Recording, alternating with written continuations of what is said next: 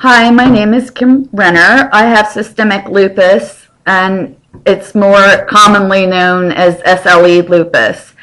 I never knew 3 years ago that the Lupus Foundation existed until I had a complete nervous breakdown at work from stress.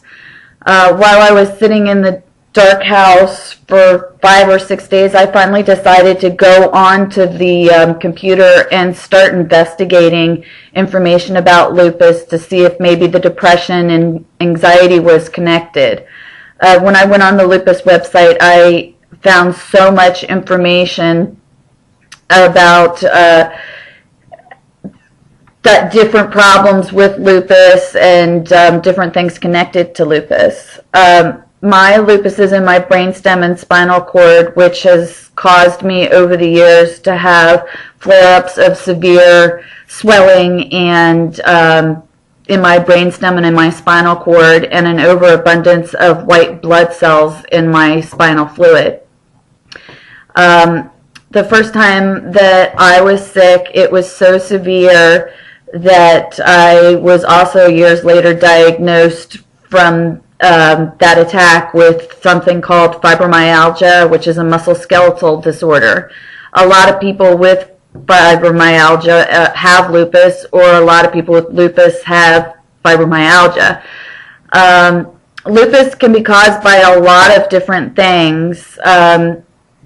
Direct sunlight, fluorescent light bulbs, certain medications. Actually, some lupus is actually caused by medication, in which case once you stop taking the medication, it goes away.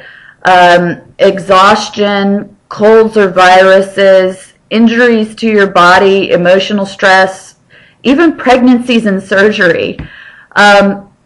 People always ask me what lupus is, and it's really something that's very hard to pinpoint because there are so many different types of lupus.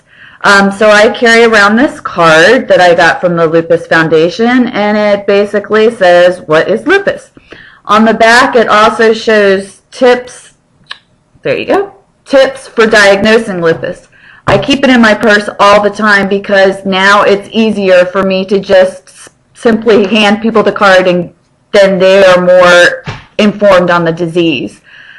The lupus website has all kinds of information that's out there.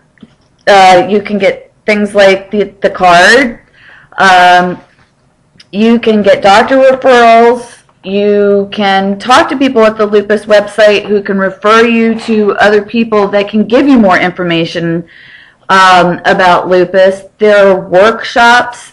There are support groups. And even if you can't join a support group in your area, there's support groups online.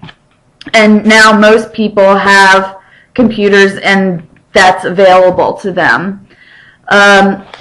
Lupus is not like or related to HIV or AIDS, which a lot of people think when I tell them that I have a chronic autoimmune disease. It just basically leads to inflammation on the tissues that can damage virtually any organ in your body. For example, mine is with my brain and spinal cord. It also can include damage to your heart, to your lungs, to your kidneys. People get butterfly rashes. And also you can have problems with your lungs. At the end of February, I also had a problem with my lung because I had a right rib resection because of continuous swelling in my my collarbone area here. I was diagnosed with something called thoracic outlet syndrome because of the continuous swelling and pressure from my brain and spinal cord. It trapped my subclavian nerve and my arteries between my collarbone and rib, so I had to have my first rib removed. My surgery went well and I was released. Unfortunately, because there was trauma to my right lung area from drainage tubes, I got pneumonia, which I was unaware of, and my right lung eventually ended up collapsing. leaving me with something called pleurisy, which they have in the Lupus Now magazine.